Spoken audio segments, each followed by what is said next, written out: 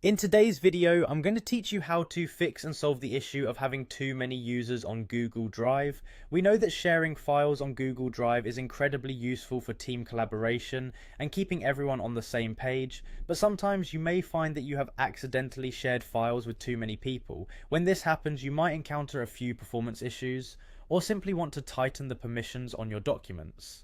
Let's walk through the simple steps you can take to manage the users who have access to your Google Drive files. First up, you'll want to head over to your Google Drive homepage. You can do this by opening your preferred web browser and navigating to the Google Drive website. Once you're there, make sure you're logged into your account to access all your files and folders. This is the central hub for all the documents and media you've saved online with Google Drive. Now, if you're noticing that a particular file or folder has been shared with too many users, the first thing you need to do is locate that specific file within your Google Drive. Use the search bar or browse through your folders to find it. Once you've located the file that's been shared widely, click on it to select it. This will allow you to see all the options available for this file, including sharing settings. With the file selected, look towards the top right hand corner of the screen for the share icon.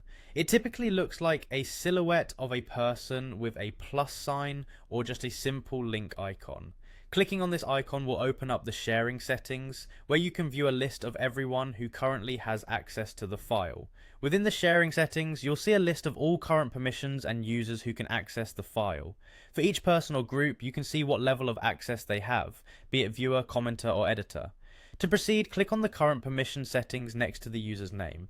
This is where you will make any necessary adjustments to the level of access for each user.